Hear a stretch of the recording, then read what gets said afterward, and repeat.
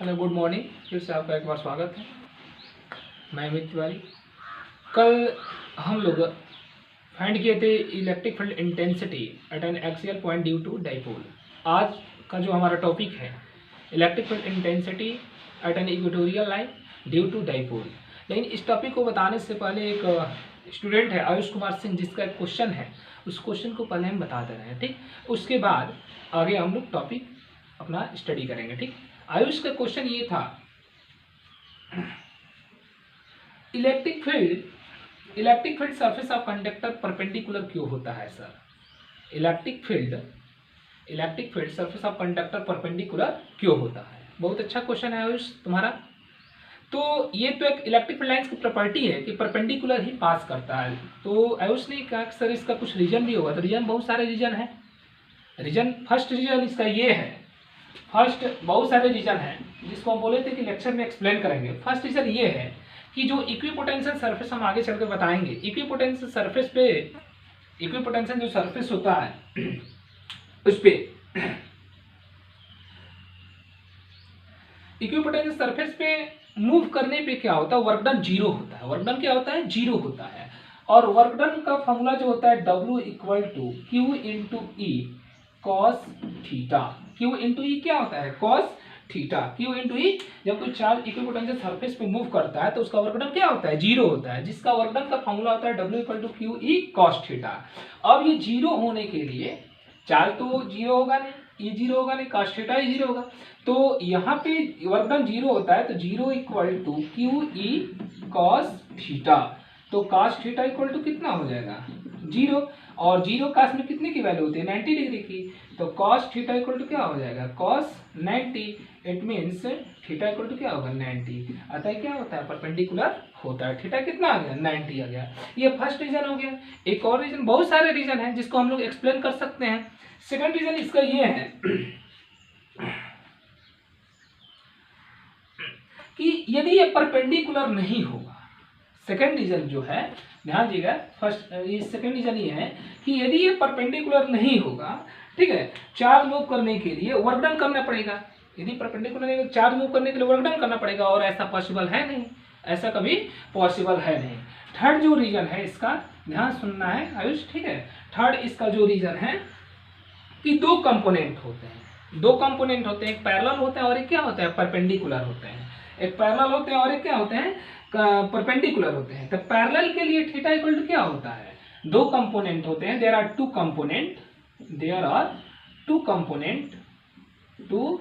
Component. एक होता है वन ऑफ देम पैरेलल और अनदर दूसरा क्या होता है? परपेंडिकुलर होता है। तो पैरेलल के लिए थीटा इक्वल टू क्या होना चाहिए? जीरो होना चाहिए। Perpendicular theta equal to, perpendicular के लिए थीटा इक्वल टू 90 और पैरेलल के लिए थीटा इक्वल टू क्या होना चाहिए? जीरो होना चाहिए। तो यहाँ से कितना हो जाएगा? For parallel theta equal to क्या होगा? जीरो। और थीटा इक्वल टू जब जीरो रखेंगे तो W इक्वल टू क्या आएगा? Q into E cos zero value 1, तो W equal to Q E. तो इसमें तो वर्क डन जीरो होगा नहीं। अब वर्क क्या करने के लिए, उसके लिए जीरो होना चाहिए, मूव कराने के लिए वर्क डन क्या होना चाहिए? जीरो होना चाहिए। सो इलेक्ट्रिक फील्ड इंटेंसिटी हमसे क्या होता है? कंडक्टर पे परपेंडिकुलर ही होता है। पुनः एक बार सुन लो ध्यान से इसे। इसके एक क्वेश्चन था कि sir electric field surface of conductor perpendicular क्यों होता है? तो ये इसकी प्रॉपर्टी है जो हमेशा परपेंडिकुलर ही पास करती है। इसके बहुत सारे रीजन हैं। ये है कि कुछ चार्ज को इक्विपोटेंशियल सरफेस में मूव करने के लिए वर्क डन क्या होना चाहिए? जीरो होना चाहिए। और वर्क डन का जो फॉर्मूला होता है W equal to Q E cos theta. W equal to क्या होता है? Q E cos theta. तो वर्क डन जीरो होना चाहिए, तो zero equal to Q E cos theta. It means cos theta equal to zero, और zero cos में 90 की वैल्यू होती है, सो थीटा इक्वल टू 90। अतः हम लोग कह सकते हैं क्या होता है? परपेंडिकुलर होता है। और इसका जो सेकंड रीजन है कि चार्ज को मूव करने के लिए क्या होना चाहिए? चार्ज को मूव करने के लिए हमेशा वर्क डन जीरो होना चाहिए। वर्क डन क्या होना चाहिए? जीरो होना चाहिए। और आज को वर्क डन करना पड़ेगा, जीरो, ऐसा जीरो नहीं होगा तो ऐसा पॉसिबल होगा ही नहीं। और जो थर्ड रीजन है, इसके दो कंपोनेंट होते हैं, एक पैरेलल और एक परपेंडिकुलर। तो पैरेलल होगा तो थीटा क्या होगा? जीरो होगा। जब थीटा जीरो होगा तो W equal to Q E, तो ये तो पॉसिबल है ही नहीं। अतः क्या होता है? परपेंडिकुलर होता है। क्लियर? यदि और कोई डाउट होगा तो पुनः एक बार आप क्वेश्चन कर लीजिएगा, ठीक है। तो आगे का टॉपिक हम बता रहे हैं, ठीक। फील्ड इंटेंसिटी इलेक्ट्रिक फील्ड, ध्यान से देखना है, electric field intensity at an equatorial line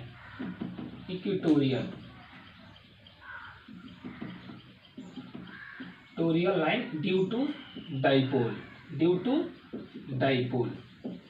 यदि कोई दिक्कत हो तो पुनः एक बार क्वेश्चन पूछ लेना, ठीक है। डाइपोल व्हाट्सएप पे भी मैसेज कर सकते हो, नंबर है व्हाट्सएप नंबर 9795573683। इस पे भी मैसेज कर सकते हो, नाम बता सकते हो, क्लास नेम बता सकते हो, हम क्वेश्चन का रिप्लाई कर देंगे, ठीक है। देखिए इक्वेटोरियल लाइन पर फाइंड करना है। चलिए इक्वेटोरियल लाइन पे ये हो गया आपका माइनस क्यू चार्ज, ये हो गया आपका प्लस क्यू चार्ज, ये डाइपोल है, इसका ये मिड पॉइंट हो गया, ध्यान से देखना है, इसके बीच का ये डिस्टेंस ये एल हो गया, ये एल हो गया। इक्वेटोरियल का मतलब ये होता है परपेंडिकुलर बाइसेक्टर, इसका परपेंडिकुलर बाइसेक्टर, यहाँ से कुछ डिस्टेंस पे कोई पॉइंट पी है, आर डिस्टेंस हम लोग ले लेते हैं या एक्स कुछ भी ले सकते हैं जो परपेंडिकुलर है। यहाँ पे हमें इलेक्ट्रिक फील्ड इंटेंसिटी फाइंड करना है, इलेक्ट्रिक फील्ड इंटेंसिटी क्या करना है, फाइंड करना है। तो ये डिस्टेंस कितना हो जाएगा जी, ये 90 डिग्री है, ये थीटा, तो ये हो जाएगा अंडर रूट, ये एल हो गया, ये आर हो गया, तो ये हो जाएगा L square plus R square. ये भी डिस्टेंस कितना हो जाएगा आपका, ये थीटा हो गया, तो ये हो जाएगा under root L square plus R square. Clear. अब देखिए हम लोग जैसा जानते हैं कि इलेक्ट्रिक फील्ड इंटेंसिटी एक वेक्टर क्वांटिटी है, तो इसके दो कंपोनेंट होंगे, एक हॉरिजॉन्टल कंपोनेंट होंगे और एक क्या होगा, वर्टिकल कंपोनेंट होगा, ठीक है। तो यहाँ पे जब हम लोग टेस्ट पॉजिटिव चार्ज पुटअप करेंगे यहाँ पे पॉइंट पी पे, तो जब टेस्ट पॉजिटिव चार्ज यहाँ पर हम लोग पुटअप करेंगे, ये भी प्लस और ये भी प्लस, तो ये क्या करेगा, इसको रिपेल करेगा, इसका जो डायरेक्शन होगा ऐसे हो जाएगा, इसका डायरेक्शन ऐसे जाएगा। ये हो गया पॉइंट, ये ए हो गया और ये पॉइंट बी हो गया, तो ये ए पे है तो इसको ई ए कह देंगे हम लोग। अब थोड़ा सा ध्यान देना है, जैसे मान लीजिए कि ऐसे कोई चीज चल रहा है तो ये हॉरिजॉन्टल डिस्टेंस भी कवर किया और वर्टिकल डिस्टेंस भी कवर किया, तो यहाँ से इसके पैरेलल हम लोग लाइन ड्रा करेंगे, तो ये थीटा है तो ये भी कितना हो जाएगा, थीटा हो जाएगा। ध्यान देखना, फिगर को थोड़ा समझना होगा, ठीक। ये थीटा हो गया, तो ये थीटा के अपोजिट साइड को परपेंडिकुलर, ये परपेंडिकुलर हो गया, इसका मैग्नीट्यूड ई ए है, तो ये perpendicular upon base, suppose that इसका नाम कुछ दे देना है, ध्यान दीजिएगा।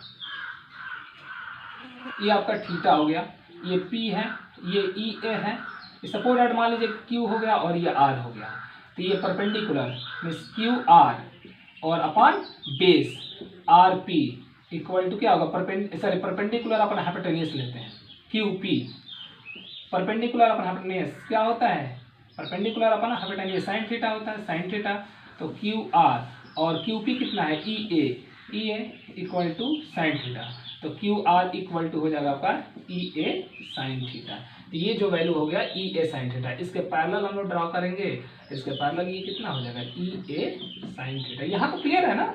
यहाँ पे यदि कोई डाउट होगा तो कमेंट बॉक्स में लिख देना, पुनः इसको एक बार हम बता दिया करेंगे, ठीक है ना।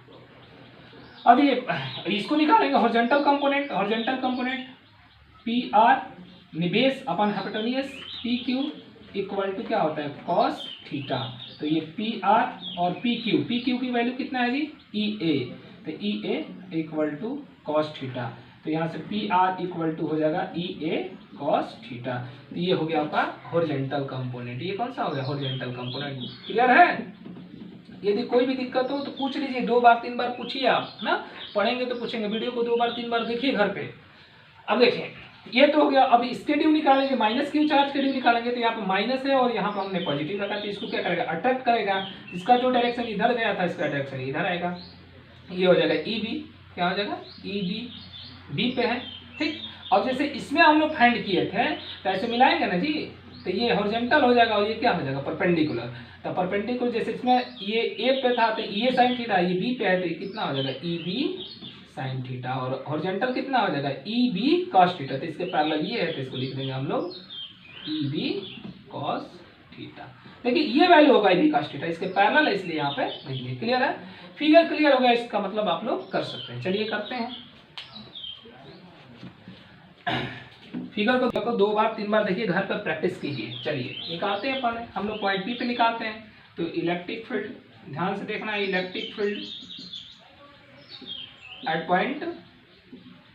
Point P due two plus Q charge plus Q charge point A पे है तो ई ए इक्वल टू क्या होता है, इलेक्ट्रिक फील्ड का फॉर्मूला बार बार बताएं, ई इक्वल टू 1 या के क्यू बाई आर स्क्वायर। के की वैल्यू होता है फ्री स्पेस के लिए 1/4πε0, तो ई ए इक्वल टू हो जाएगा आपका के क्यू और आर का स्क्वायर, मीन ये डिस्टेंस कितना है ए पी के स्क्वायर, तो ये अंडर रूट हट जाएगा ना, L square plus R square.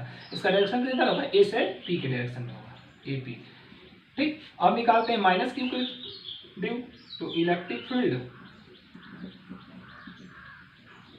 Field at point P due to minus Q charge, तो ये E V equal to K Q, magnitude लेते हैं, साइन तो लेते नहीं है, distance under root L square plus R square, ये हो जाएगा L square plus R square. इसका डायरेक्शन किधर होगा, बी से पी की डायरेक्शन, पी बी। ठीक है, अब ध्यान देना, देखिए जो यहाँ पे हम लोग रिजल्टेंट निकालेंगे तो इसके दो कंपोनेंट है, एक हॉरिजॉन्टल कंपोनेंट और वर्टिकल कंपोनेंट। यहाँ पे देख रहे हैं जो वर्टिकल कंपोनेंट है इसका मैग्नीट्यूड ई ए और ईवी की वैल्यू सेम है, साइन थीटा की वैल्यू सेम है। ठीक है, तो जो वर्टिकल कंपोनेंट है इसका मैग्नीट्यूड सेम है बट डायरेक्शन क्या है, अपोजिट है, तो क्या हो जाएगा, कैंसिल आउट हो जाएगा। और हॉरिजॉन्टल कंपोनेंट जो है इसका मैग्नीट्यूड और डायरेक्शन दोनों क्या है, सेम है, तो ये क्या हो जाएगा, जुड़ जाएगा।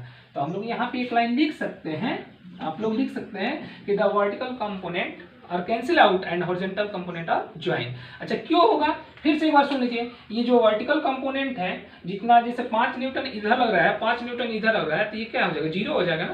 तो वर्टिकल कंपोनेंट में क्या देख रहे हैं, मैग्नीट्यूड सेम है, ई ए ईबी की वैल्यू सेम है, तो ये क्या हो जाएगा, अब डायरेक्शन अपोजिट है, कैंसिल हो जाएगा, और हॉरिजॉन्टल क्या हो जाएगा, जुड़ जाएगा। तो यहाँ पर नेट कितना हो जाएगा at point P, so electric field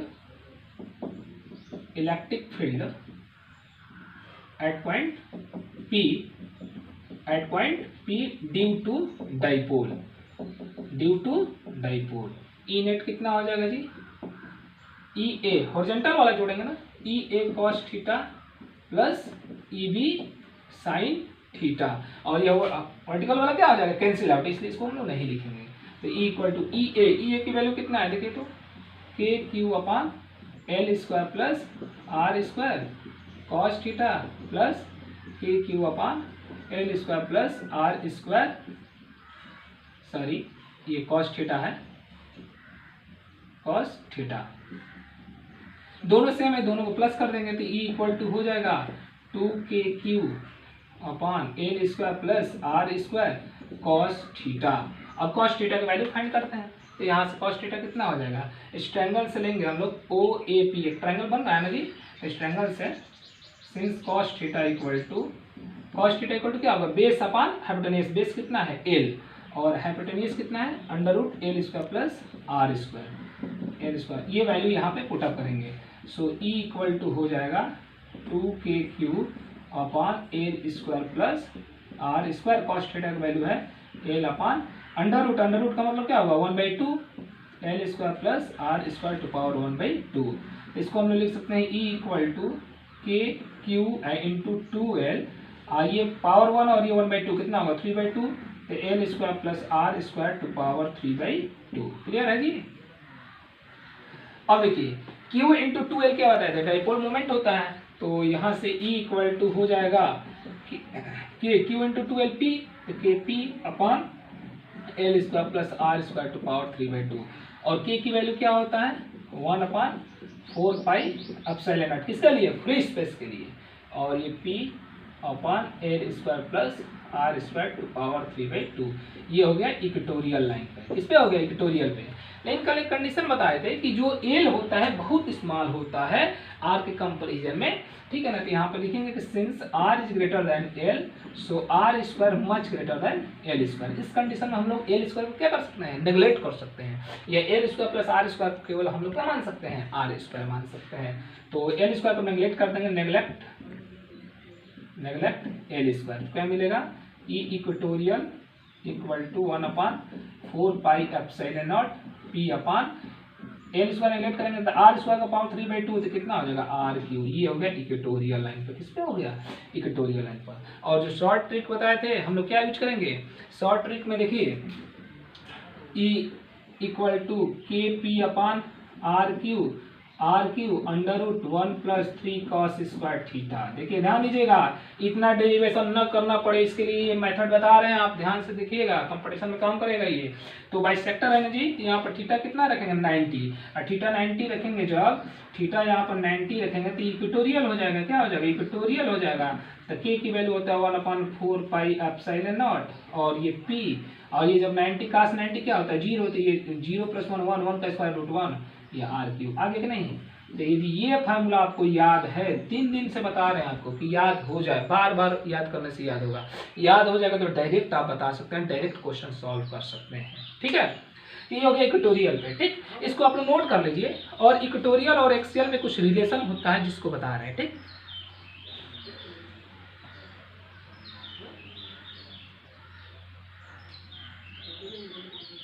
देखिए इक्वेटोरियल और एक्सियल में कुछ, एक्सियल इक्वल टू हम लोग पढ़े थे 1/4 पाई एप्सिलॉन नॉट 2p/r³, यही निकाला था ना जी।